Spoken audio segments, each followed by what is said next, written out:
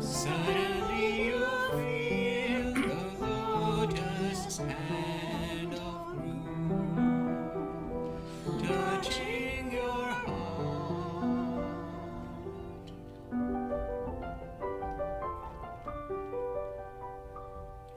His smile comes like the glowing morning sun, bringing you drops of joy to your desperate, lonely heart. Melting pride and vanity, like the ice on a spring day.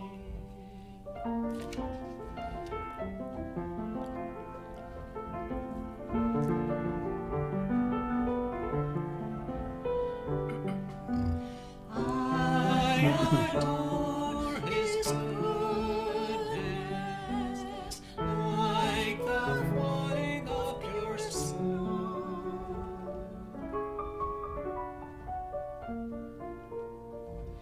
The wind of good karmas brings to you the grace of Guru.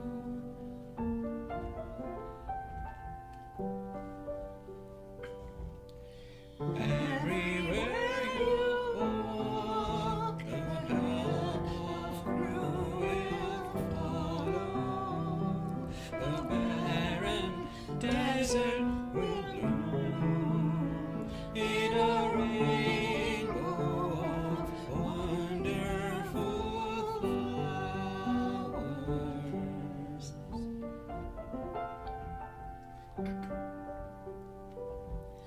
The mountain of desire will become the golden source to eternal heaven.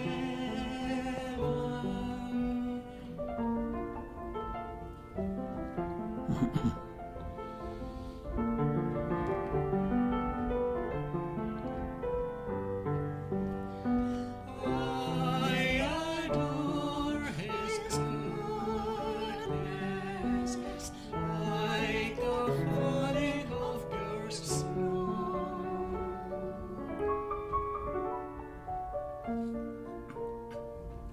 The wind of good karmas brings to you the grace of Guru.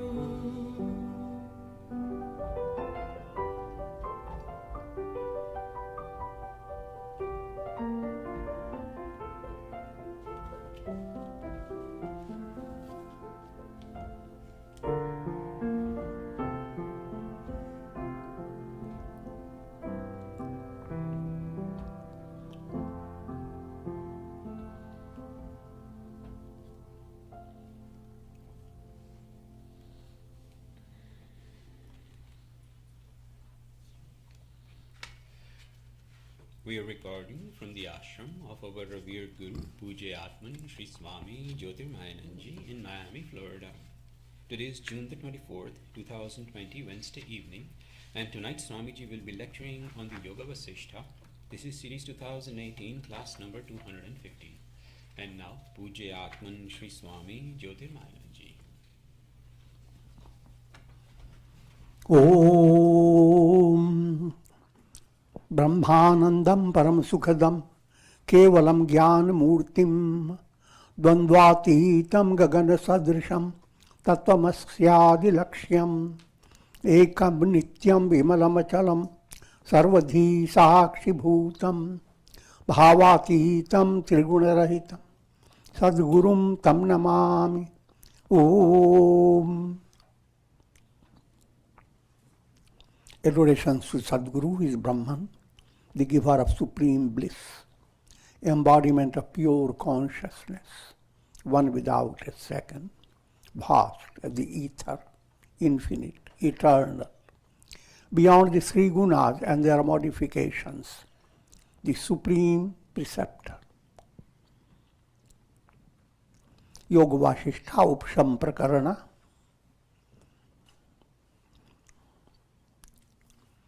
And sections that we are going to deal with are 88 and 89. The topic is Jivan Mukti and Videha Mukti. Literal meaning is liberation in life and disembodied liberation. The body is not there. So once a person is liberated, after death he is also liberated. But we can't see him around. His body is not there. But that's the ordinary meaning. Subtle meaning will find that whether you are, even while you are in your body, you become absolutely bodiless in your understanding, in your inner experience. Therefore, King Janaka was called Videha. He didn't wait to die to become Videha. And once you are Videha, the question of after death, of course, it's a simple point to understand. Nobody will be staying with the body. The body will drop. So all that your mind is directed towards is a worldly event, dropping of the body. But that is not the real definition of Videha Mukti.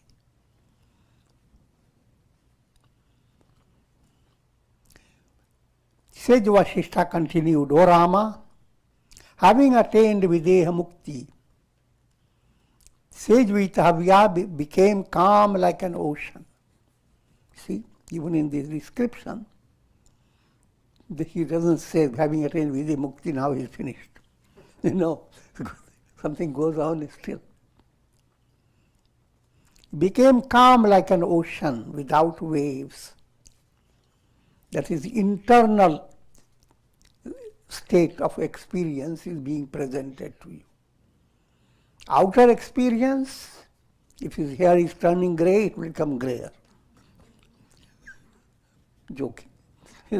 But it is not a joke. It's a reality. Outer world will follow the simple laws of the body. Body will age and will ultimately die. But for gaining an insight in Videha Mukti, that's where your focus should be. Even while you are living with the body, you attain Jivan Mukti and you rise to a state of Videha Mukti.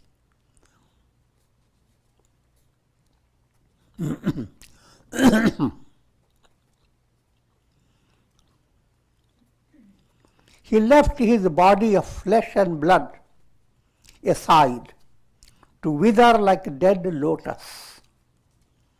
Again, it's not a literal, it's allegorical. He became so detached that as if his body is just completely ignored, but still looks like a lotus. And it eventually merged into the earth element.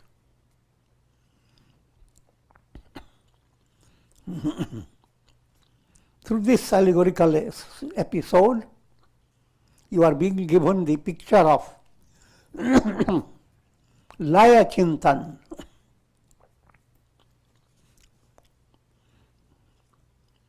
Laya Chintan means first to start studying. Who am I? Your attention goes to the body. But that body relates to earth element.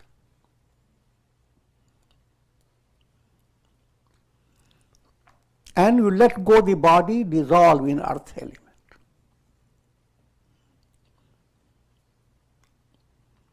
Now the body has been viewed to be negated.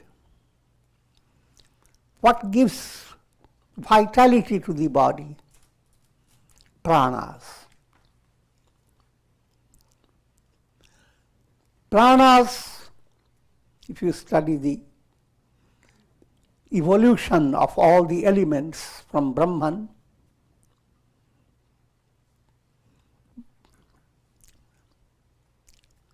pranas resolve into subtle elements. His intellect, mind and senses all merged in cosmic mind, which in turn merged in Brahman. All the details of the sequence, that's not important at all. Simply to understand that your body, to put it more in a straight way, your body merges into prana.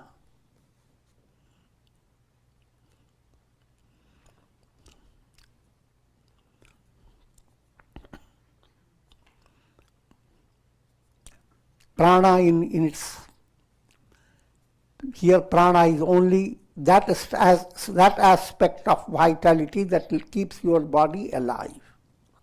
So we are not giving further details about prana. When you have come to body, prana, now we are coming to deeper intellect, mind and senses. This is the whole mental process. That mental process merges in cosmic mind. What was already told to you in Om Upasana. And which in turn merged in Brahman. So ultimately we are seeing every aspect of your personality, the effect goes into the cause. That cause is an effect of another cause. That cause is an effect of another cause. You go into dissolving the effect into cause. And ultimately, Param Karan, supreme cause is Brahman. So, it's a whole sadhana. Instead of Om Upasana, you are doing Laya Chintan.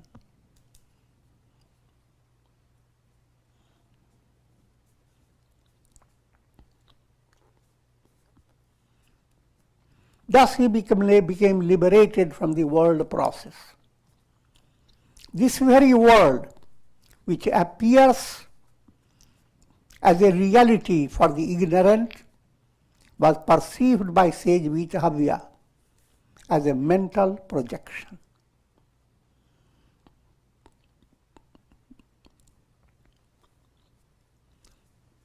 That we have again and again explained.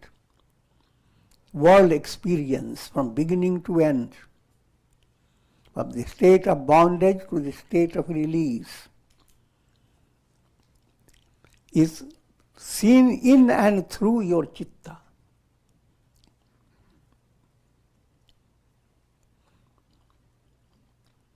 All this happening from bondage to release, the process of happening. Happening happens through vrittis of the mind, thought waves. First you have the ordinary thought waves. Ultimate thought wave is Brahmakara vritti. The intuitive function of the mind that focuses on Brahman as the only reality, nothing else. That becomes Brahmakara vritti. So the whole role of mental function from the thought waves that are giving you reality of the practical world, Vishaya. And as mind undergoes deeper transformation, your thought waves become more illumined by sanmati, right type of understanding. You go further, your thought waves turn into intuitive function of the mind, which implies same lake that is trying to reflect the sun in its waves. Now the lake understands its ignorance. Understand the point. So becomes calm. Will not let the waves try to pick up the sun. When the waves all calm down, then there is a profound sun as if enters the lake. That's the description of Brahmakara Vritti. When you are trying to keep the world experience is through your thought waves of your mind, and they are countless. But they all come from your citta. The revelation of the truth. Now that requires allowing the citta to withdraw all thought waves. Serenity, silence, samadhi,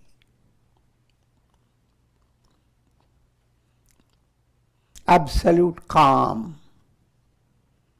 In that state, your mental function is not a fragmented function of mind. The entire mind is involved. All thought waves that arise from the mind and all the strength of the thought waves, they are all withdrawn. The ocean is, or lake is trying to get the sun with its complete picture. All this I'm saying to understand Brahmakara Vritti versus Vishayakara Vritti.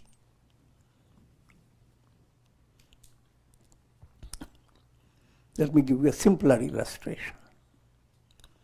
When you are dreaming, your mind is experiencing countless things in your dream.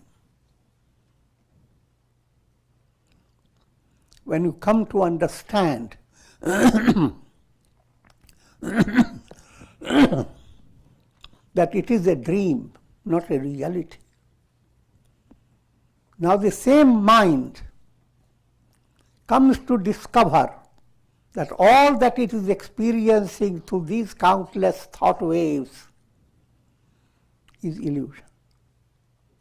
When that becomes secure, or you simply wake up, all those little scattered thought waves are withdrawn.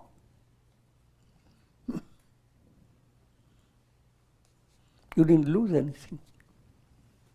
Yes, if you can earn a lot of money in dream, you don't carry it anymore.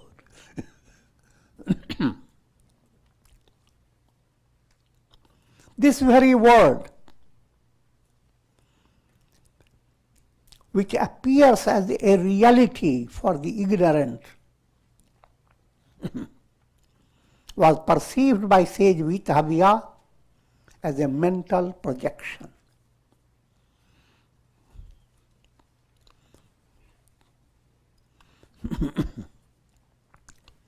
Here again, a very subtle topic, and people sometimes don't have clarity, they get confused. It's bhava pratyaya, pratyaya bhava.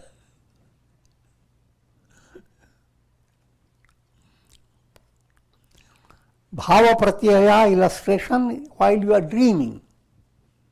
In dream you experience presence of things, absence of things, prosperity, adversity, calamity, virus, antivirus.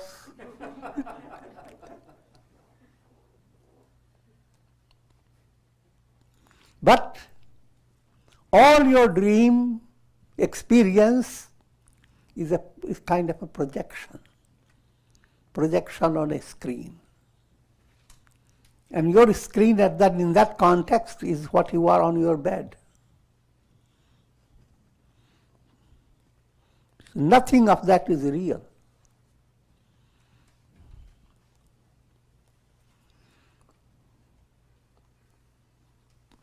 Use the simile in a profounder way. All your waking experiences and all the story of karma from life to life, all that is in the realm of dream type of experience. That was called long dream, dirgha sapana. And Brahmakara vritti begins to develop when you begin to understand that nothing of this world that is viewed in the terms of triad, seer, seen and sight. Subject, you are subject. The whole world around you, the world of objects. And what you are experiencing through your mind and senses, that's called sight. Seer, you are the subject. The world is seen, and what the interaction is sight. Seer, seen and sight.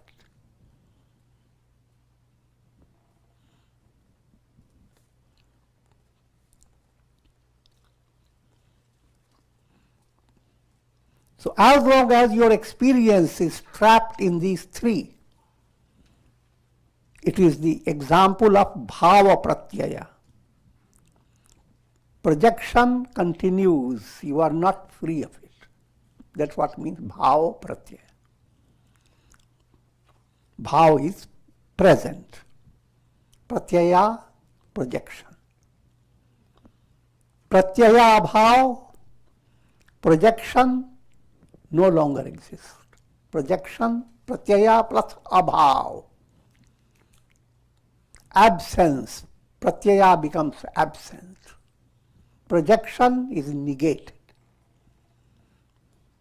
Once projection is negated, just like you wake up from dream, you become spiritually awakened. That's called enlightenment. And nothing in this world is real. Negating all the world of triad, what is the absolute? That's Brahman. Brahman is the absolute truth.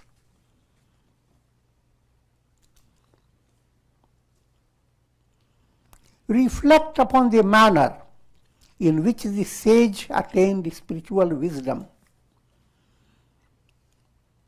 All this having given to Rama, of course, being given to all people through the story of Vasistha giving to Rama.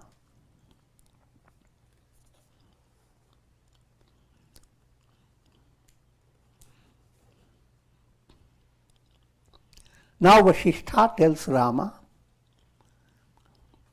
reflect upon the manner in which the sage attained spiritual wisdom, the manner in which he destroyed the afflictions of attachment and hatred. He is giving the highlighted notes. In order to attain liberation, you must be free of kleshas, afflictions. Because mind that is afflicted will create lots of waves, lots of vrittis. And also it will not allow the soul to go beyond the illusion created by the vrittis. So The project is move away from klishta vrittis and try to create aklishta vrittis.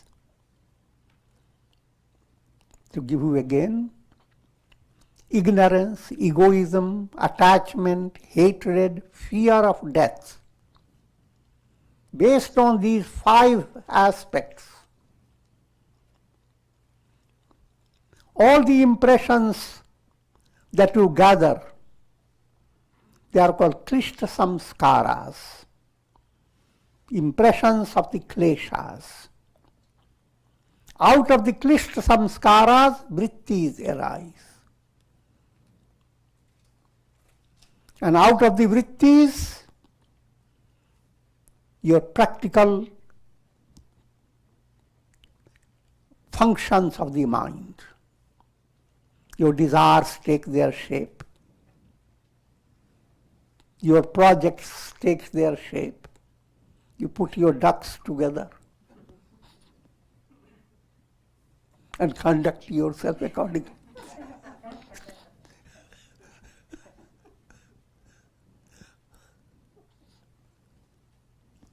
If kleshas are dominating, your conduct is full of afflictions. Even though it may seem very pleasant when you develop a lot of raga attachment, but you end up with terror, things that you have so much loved and attached. And suddenly, news, it is perishable. It's illusory. It's lost in one storm, in one forest fire, in one coronavirus.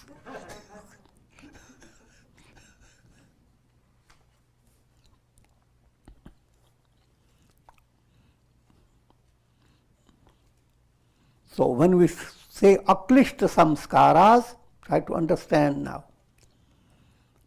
Instead of constantly keeping the mind filled with dread of death, that's what is happening. From morning till night, people are counting how many people have died and how many are going to die.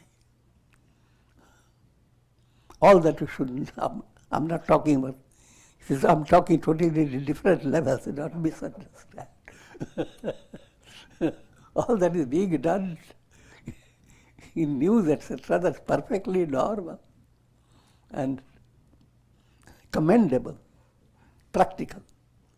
But I'm saying your psychological state of mind.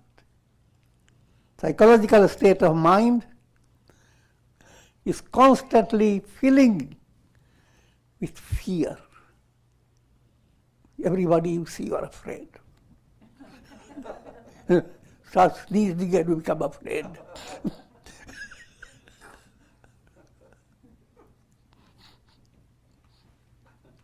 You don't hear any news of death and dying, you are afraid. You are left out.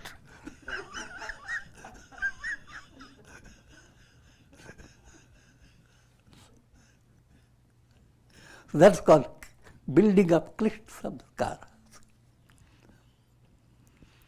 But even while all this goes on, people who are busy with satsanga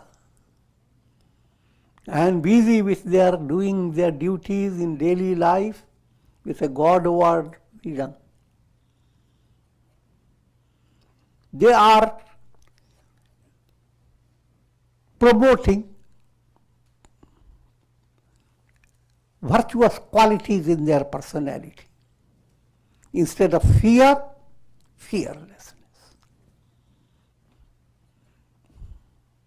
And whenever you develop any quality, it has 2 aspects. It has be good and do good aspect. Any quality that you are developing, it has kind of a flower. Any flower that blossoms, a good flower, it has a fragrance. In other words, you are practicing non-violence. or even fearlessness, beginning with, since fear I started at the beginning, where developing fearlessness. Now, whenever you see any person coming under the pressure of fear, if you have real fearlessness being developed within, you will have an artistic movement to help the person to switch his attention from fear to inner strength. If you don't know it, then you receive a harassing experience. You complain to yourself of your misery, and the person says, "You wretched person, thank God you don't have much more misery than that." I'm joking, but try to understand. People do that. So a person comes with a sad face and goes with terrified face.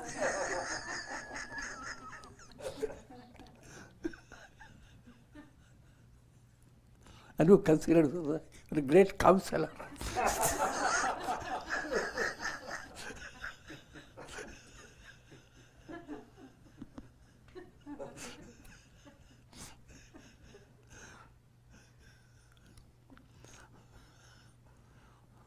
If that is setting, that's called you're building up klishta samskaras. The setting changes, you have a matri heart, friendly heart. And you view any person as if you are yourself in his shoes or in her shoes. And with that type of feeling, you look within yourself, how should you have handled it? Now try to bring that again, not in your case, you think of certain things very quick. Now in the case of the person with whom you are handling, if you have certain type of insight to correct a mistake, but you are facing a child that has made the mistake. Now you have to come down to the child's way. First, train your tongue to be stammering.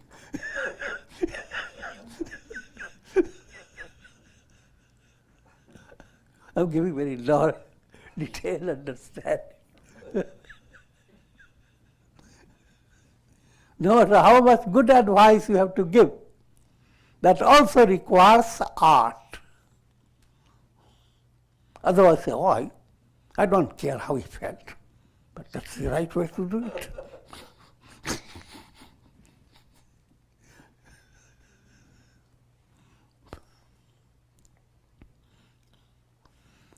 So that I'm just giving you the illustration of what creates klishta samskaras and what creates aklishta samskaras.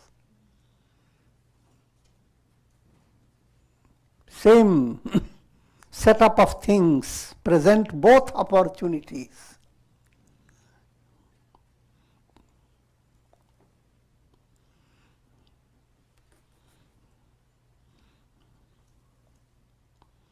And more in a popular way to understand, when you allow people to become relaxed, sad people to become joyous,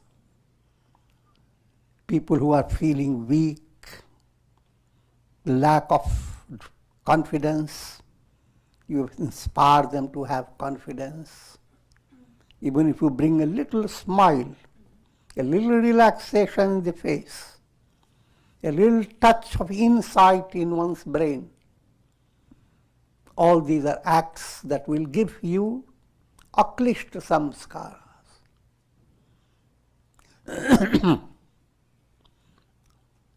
And that I have aklishta samskaras now go into all these against fear,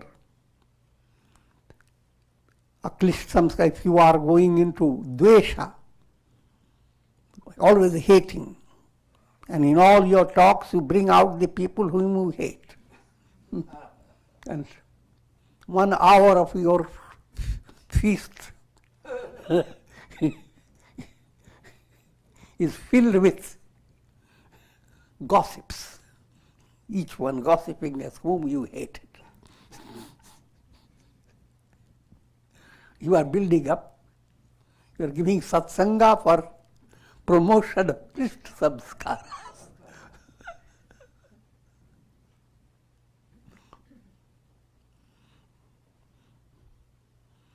And similarly, when you come together and always talk about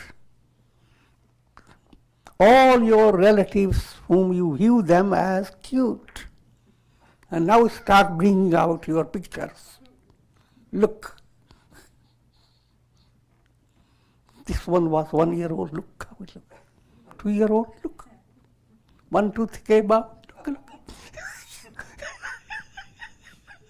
You have nothing else to do.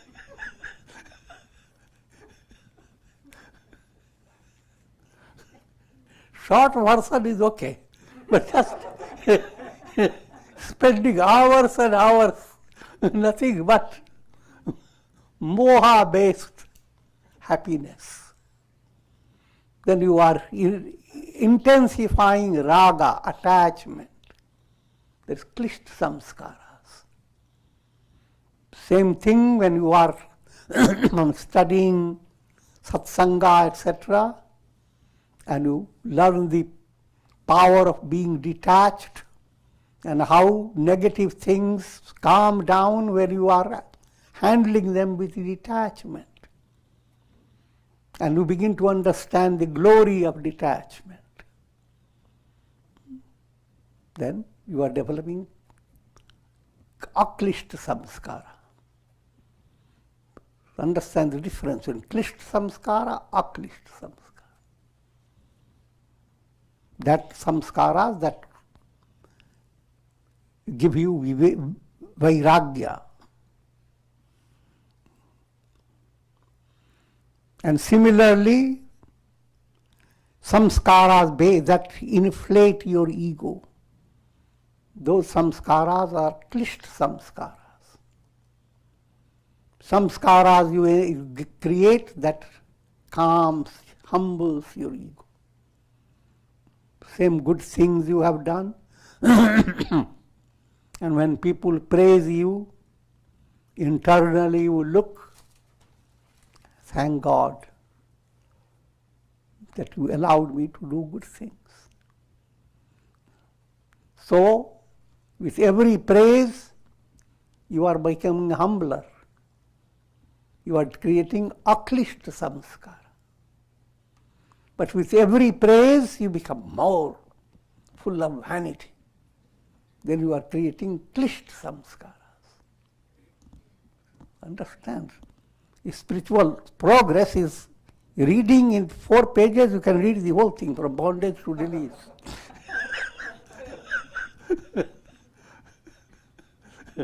But practice requires all these points.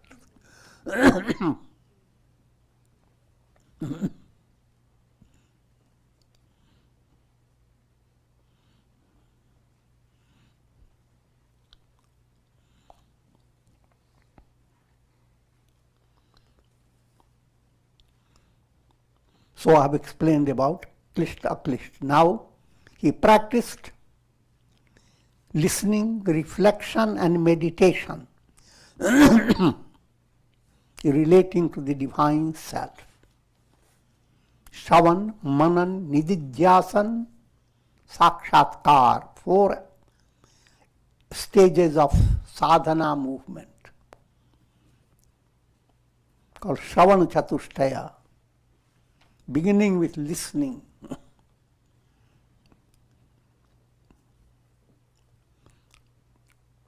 If you have not gone deep into these studies, then listening simply means you listen through your ears. You listen all types of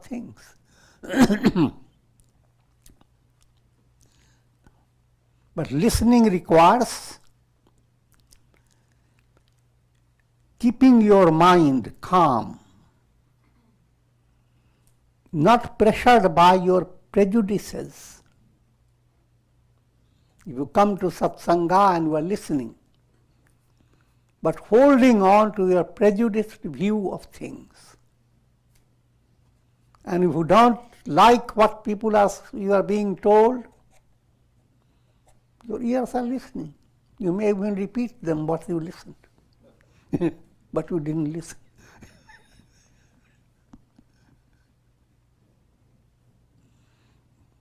Because your prejudiced mind doesn't want to assimilate what you have listened. So understand, listening term doesn't mean simply what you are listening through your ears.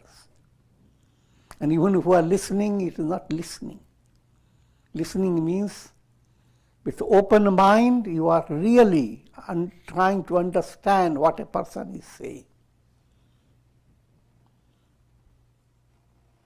And here, of course, in this context, you are listening the type of understanding that allows your soul to be spiritually elevated. So listening is followed by manana, reflection. In a gross illustration, we always give this illustration of a cow. First, the cow swallows up things. Then when the cow sits down, chews the cud. It brings out what it has gulped and chews. It was very tasty. In Shavana stage, when we are listening to so many things, with open mind and receptive mind, listen all those points. But allow all those points to be assimilated. So whenever you have time, instead of keeping your mind completely busy with worldly things, develop a hobby of manana, reflecting upon what you have listened to,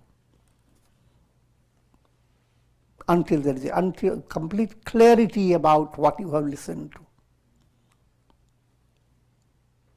When complete clarity comes, that stage is meditation. Meditation is the Vedantic terminology, nididhyasan.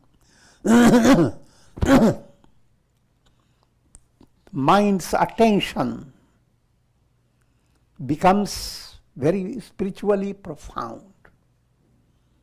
Dhyasan is attention. The mind comes to realize that this is the real truth.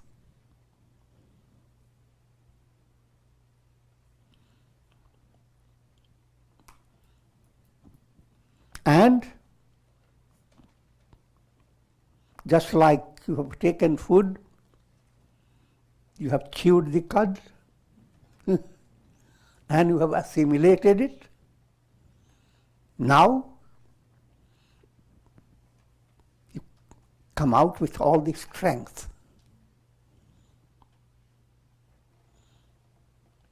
That last stage is called sakshatkar. It was theory, now it has become your practice. It was theory, now it is your experience.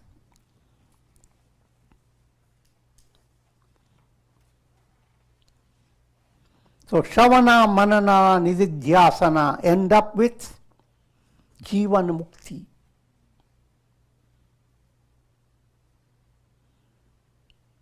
And from Jivan Mukti state, there comes Videha Mukti. O Rama, in the case of Jivan Mukti, Sage Vasistha lived for a long time possessing a sorrowless mind. Now when your whole hobby becomes developing aklishta vritti, your mind no longer stays sunk in sorrow. I'm speaking sunk. Sorrows will be there, but you don't get sunk into it. The rains are there, but to save yourself with umbrella.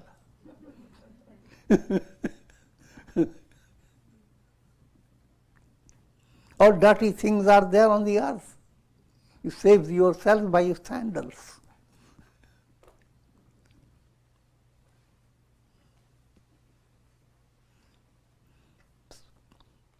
So similarly, Jivan Mukta is in a state of having umbrella and having shoes.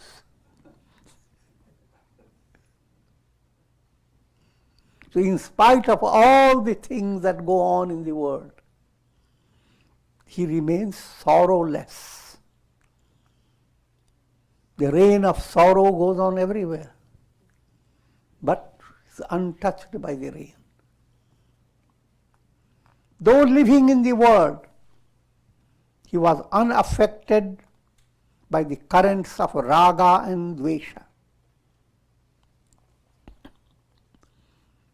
And this is the central purpose of spiritual scriptures. All people suffer from shochya, shok, sorrow, grief. In brief, that's what is suffering.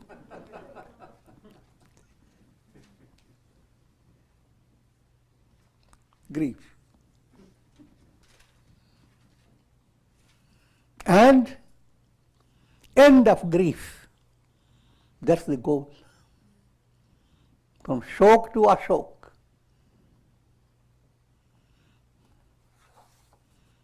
And just to give you simple understanding, the Gita begins with, when the Krishna starts teaching, the starter of the teaching starts with the term ashotya nanvashotastvam. O Arjuna, you are grieving about things not worth grieving for.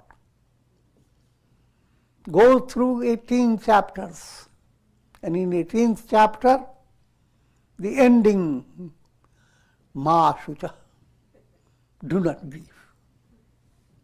You are grieving over things not worth grieving for. Wait half an hour.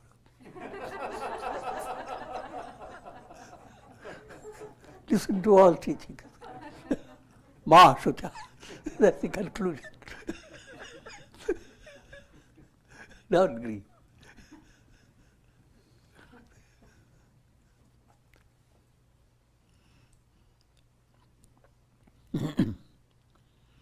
Sri Rama asked, O sage, please explain why Sage Vasistha didn't develop psychic powers of various types. You must understand, Rama was not so done with that question and answers to bring out to the masses subtle insights. Because for general masses who become interested in yoga and all that, and they look for ashrams, and they hear the ashram teaches Vedanta, Shavana, Marana. No kundalini, no psychic power.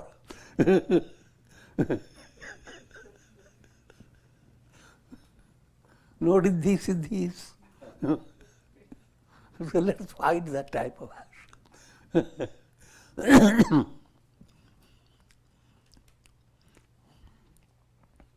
And you have to now understand, if you are interested in psychic powers, etc., in the name of spiritual progress, you are going in a wrong direction.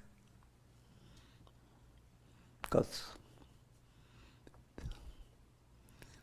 just 40, 50 years back, people were craving for the possibility to contact everywhere in the world, to know everything what is happening. They went to all the ashrams, worked hard. But now everybody has in the hand. You simply ask Shiri.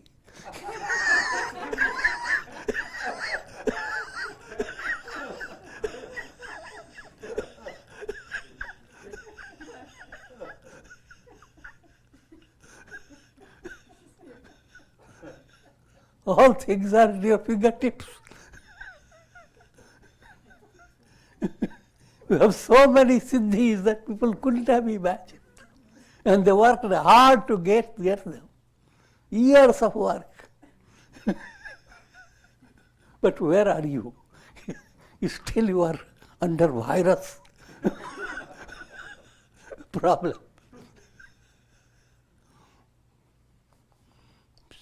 That's what Vasistha explains. Now in his words, O Rama, those who are bent upon attaining self-realization are not interested in psychic powers.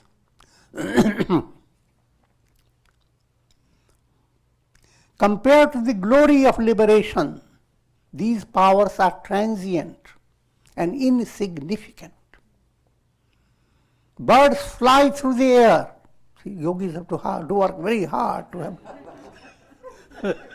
the ability to conquer gravitational pull. And if they do that, it would go 5 inch. They want publicity all over the world. And birds do that so easily, even though the size is just this much.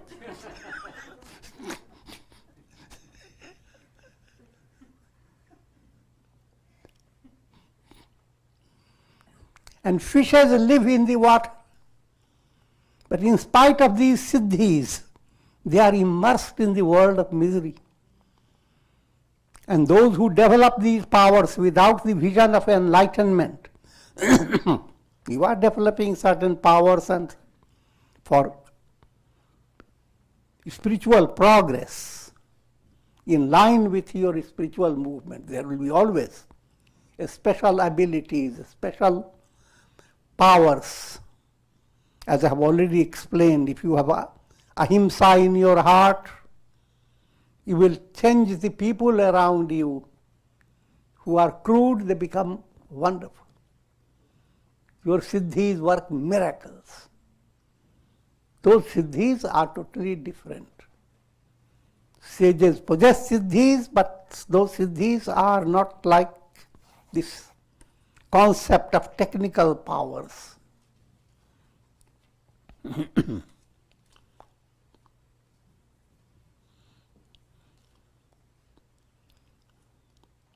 Whether he is a knower of Brahman or not,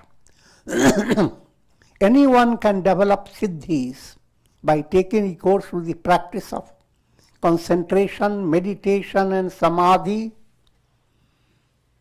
Both samyama, mental concentration directed towards different objectives.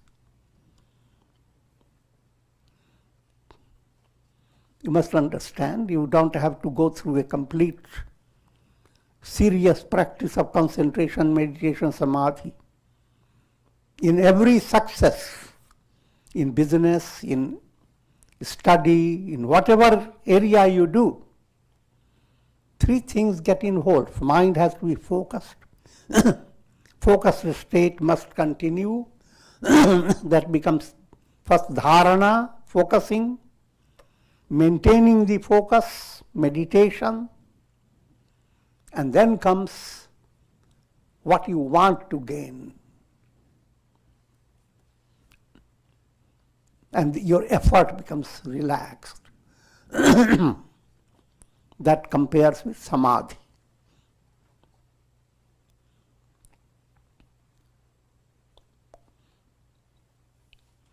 Since a knower of Brahman is not ruled by desires, he does not show any inclination to develop siddhis. If, however, it is ordained by cosmic will, he develops them for the sake of doing good to others. And with this we will conclude.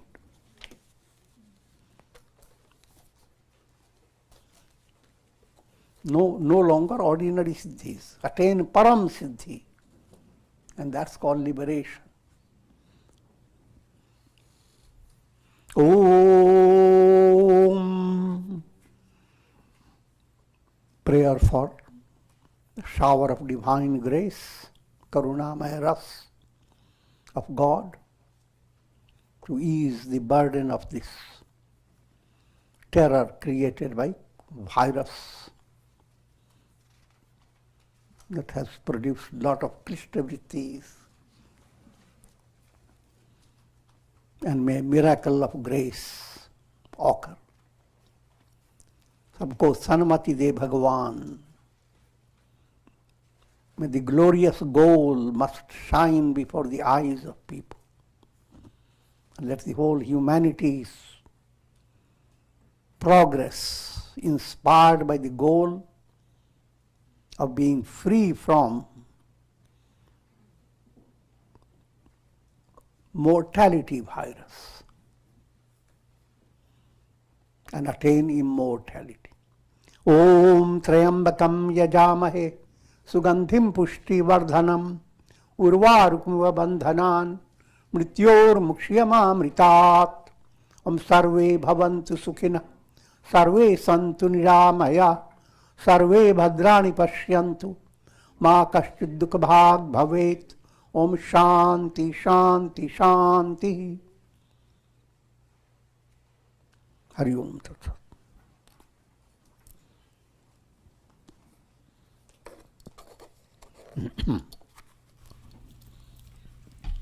Would anyone like to ask a question?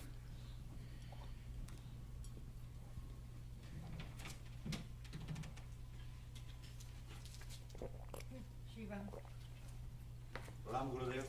Gurudev, yesterday you discussed Soham Hamsa, which is I am, there am I. So the reason to repeat Soham and Hamsa is to emphasize one without a second, or why this duplication? To make your understanding mature. Your understanding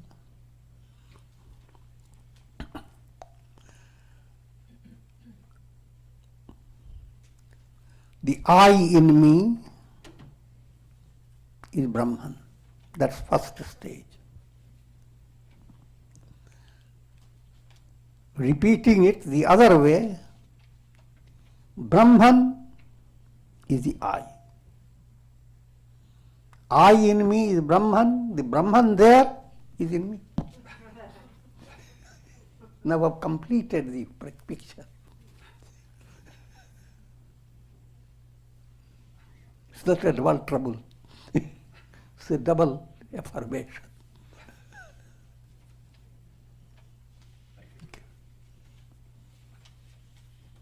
Swamiji, a quick clarification.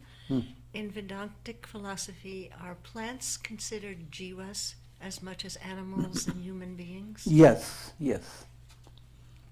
Even scientists come to understand that. So anything that's alive, They're like, anything that is alive, is conscious, not all conscious all conscious beings. beings are souls. Every little bacteria is a soul. All the plants are souls. And they have their own sense perceptions. Even the plants like to hear your music. Yeah.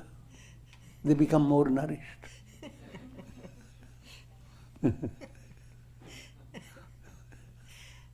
And you become more calm going under a tree. So, and all these jivas are interacting.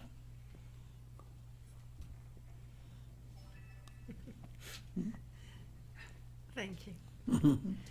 And they don't stay following a whole process of evolution. In one life, a jiva can be a cat, a dog. Next life, jiva can be a manager of a great bank.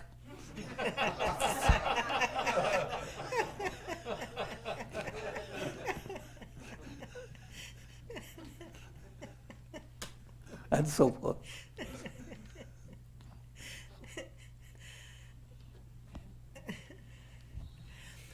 And so we conclude. Swamiji will rejoin on Friday, 7:30, study of the Tulsi Ramayana. We conclude for tonight.